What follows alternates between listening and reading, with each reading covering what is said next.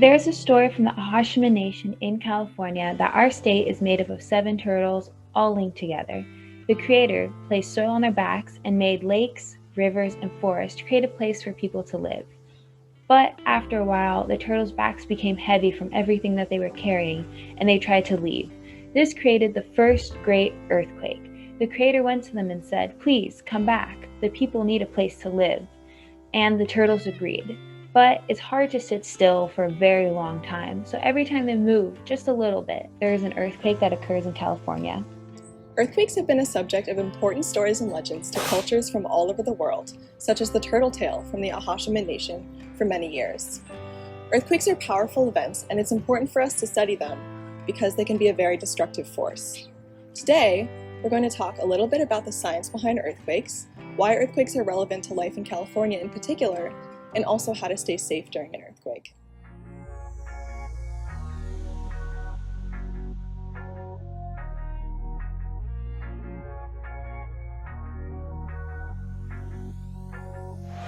I think we got another earthquake. Yep, we definitely have an earthquake going on.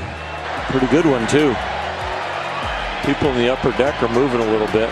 6.4 magnitude the other day. How are they continuing to play baseball? I don't understand how the players can't feel it.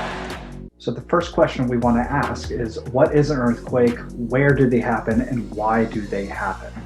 So the first thing to consider here is that the Earth has 4 major layers: the inner core, the outer core, the mantle, and the crust. The crust and the top of the mantle make up a thin skin of surface of our planet. It's important to note that this very top layer of our planet is not all in one piece.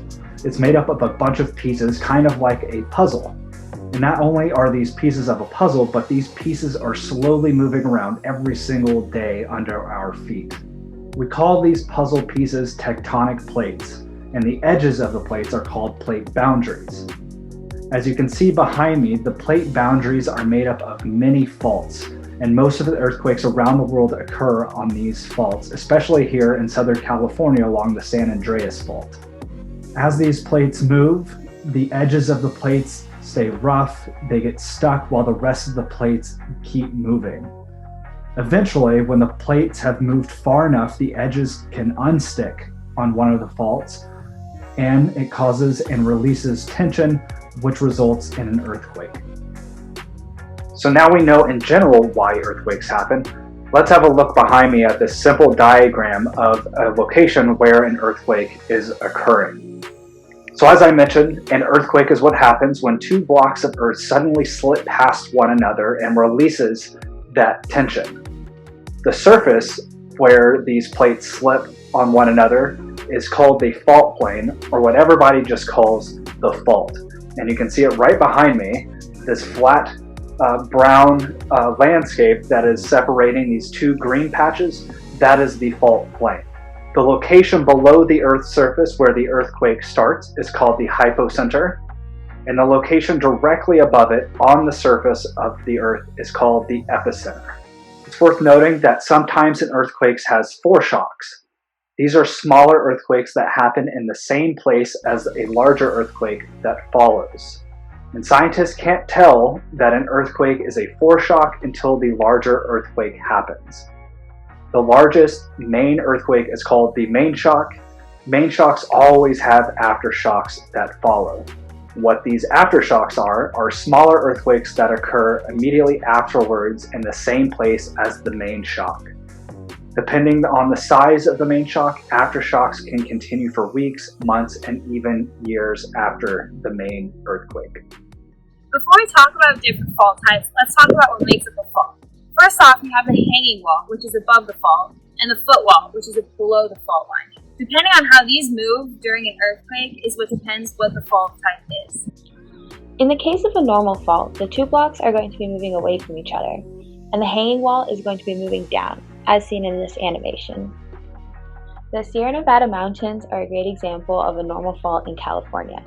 The mountain itself is part of the footwall, while the basin and range are part of the hanging wall, which is moved down to create the mountains that we see today. Another type of fault is called a reverse fault. In this type of fault, the hanging wall moves upwards in relation to the footwall. This occurs when there's pressure on the outside pushing inwards on the system, causing the hanging wall to have to move upwards. In this image, you can see that the hanging wall, which is on the left, has been moved upwards in relation to the footwall, which is on the right. Reverse faults can lead to very tall mountains being built up in the landscape because of this upward movement of the hanging wall. In fact, the Himalayan mountain range, which is home to some of the highest peaks in the world, is a result of a reverse faulting event. In this case, the Himalayas are the hanging wall, while India to the south is the footwall. So the Himalayas are moving upwards in relation to India. This is why the Himalayas are so tall. So now that we've discussed what a normal and a reverse fault is, let's now take a look at what a strike-slip fault is. And as you can see behind me, it's a portion of California. And what you'll immediately notice is this red line that goes from the north of the state all the way towards the south. And what that red line represents is where the San Andreas Fault makes its way through the state of California. So what is a strike-slip fault? Well, strike-slip faults are vertical or nearly vertical fractures where the blocks of rock are moving mostly horizontally. As you can see in this video, the two blocks are sliding past one another rather than up or down as we've seen in the normal and reverse fault examples. And it's pretty easy to see which direction the fault is moving. If you're standing on one side, look across the fault at the other block. If the block on the far side of the fault moves to the left, as is shown in the animation, then the fault is called a left lateral. If the block on the far side moves to the right, the fault is called a right lateral. And it's really easy to do this not just by looking at the fault, but at some markers that are on the surface, such as roads or rivers or fence posts. And as I mentioned at the beginning of this, the major fault in California, which is a strike-slip fault, is the San Andreas Fault. And as you can see in the map behind me, it's quite extensive. The San Andreas Fault is one of the largest faults in the world, running more than 800 miles from the Salton Sea to the south to Cape Mendocino towards the north. It essentially carves the state into two pieces. San Diego, Los Angeles, and Big Sur are on the Pacific Plate, while San Francisco, Sacramento, and the Sierra Nevada are on the North American Plate. In some portions of the state, you can have one foot standing on the Pacific Plate, while the other is on the North American Plate. Evidence of the San Andreas Fault altering the surface can be seen in many places across California. We are now going to show you some places in California that you can see the San Andreas Fault on the surface for yourself. Let's start in Los Angeles and head to the east. The San Gabriel and San Bernardino Mountains are two mountain ranges, seen here and here, that are directly east of Los Angeles. These two mountain ranges actually lie on either side of the San Andreas Fault. Since they are on either side of the faults, they lie on two separate plates. The San Gabriel Mountains lie on the Pacific Plate, while the San Bernardino Mountains lie on the North American Plate. This is similar to how Los Angeles is on a different plate from much of the rest of the United States.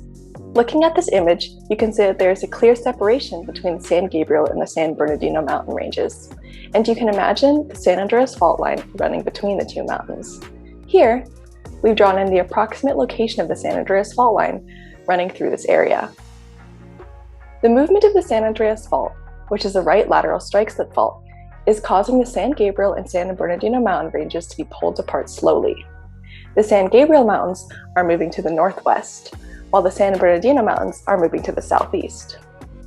In fact, as you can see in this image, there's a space between the two mountain ranges. This is called Cajon Pass, a mountain pass that runs between the San Gabriel and San Bernardino mountain ranges. Cajon Pass was actually created by the movement of the San Andreas Fault. The fault has pulled the two mountain ranges apart enough such that now there's enough space for cars to pass between the two mountain ranges and people can more easily get through to the other side. So I want to zoom down to Wallace Creek, which is just north of Los Angeles, and show some really great examples of what can happen to rivers and streams if they pass over a fault such as the San Andreas. And I want to take a couple of seconds here, and I will pause the video, and I want you to look around this image and ask yourself and identify what is happening in this image.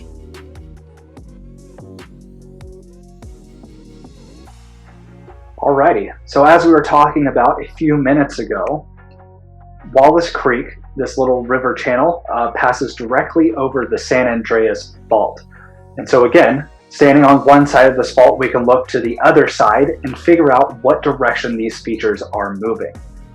And so in this, the primary feature is this channel, this creek that is passing over the San Andreas Fault. And looking to the other side, we can see this stem of the river channel, and then of course up just above we have this other main channel, and then this flat horizontal portion that is on top of the San Andreas Fault. So looking to the other side of the fault, we can say that this is a right lateral fault. At some point, this channel will have migrated or been separated so much by the San Andreas Fault that this bottom stream will become beheaded and will have no source of water coming from the upper Wallace Creek. Point Reyes is a really cool example of movement along the San Andreas Fault. It actually started a little bit north of UCLA and moves at about a rate of 2 inches per year. And many years later, it is now north of San Francisco, which is a whole 350 miles away from here. We're now taking a closer look at Point Reyes itself. The red line is the San Andreas Fault, which is clearly dividing the Point Reyes Peninsula, which is on the Pacific Plate, which has been moving northwards over time, and mainland of California, which is on the North American Plate. So today we're doing a demonstration about what happens to buildings during an earthquake. If you want to follow along, all you need is Jell-O, which represents the ground, and marshmallows and toothpicks to create buildings. So now I'm going to shake it to demonstrate what an earthquake does. As you can see, the ground is moving, causing the structure to move back and forth. So now I'm going to demonstrate the effects of an earthquake on a taller building. So when I start moving it back and forth, you can tell there's a lot more movement compared to the smaller building, and that it even caused failure. Thanks, Anne, for that demo. There are, of course, some ways that you can stay safe should you be in an earthquake. The first is if you are indoors, make sure you stay there. Most importantly, if you have a desk, get under a desk or table and hang on to it. This is the drop, cover, and hold on method, promoted by the USGS. Also, we want to stay clear of windows, fireplaces, heavy furniture, appliances, things that can topple over and harm you. Also, if you're in the kitchen, we want to get out of the kitchen as there are many breakable items and sharp objects that can hurt you as well. If you're outside, make sure you get into the open, away from buildings, power lines, chimneys, again, anything that can fall and hurt you. If you're driving, stop, but make sure it's carefully. Move your car out as far away from traffic as possible. Don't stop on or under a bridge or an overpass or under trees, light posts, etc. Stay inside your car until the shaking stops. And when you resume driving, watch for breaks in the pavement, falling rocks, or bumps in the road. And lastly, if you're in a mountainous area, we again want to watch out for falling rock, potential landslides, trees, and other debris that could be loosened by those earthquakes. And the thing I've done is go to earthquake.usgs.gov, fill in your information to be notified of earthquakes in your area, and also to keep track manually of earthquakes happening around you at all times. We hope that you enjoyed hearing a little about earthquakes today, and also learned a little bit about the science behind what makes earthquakes happen.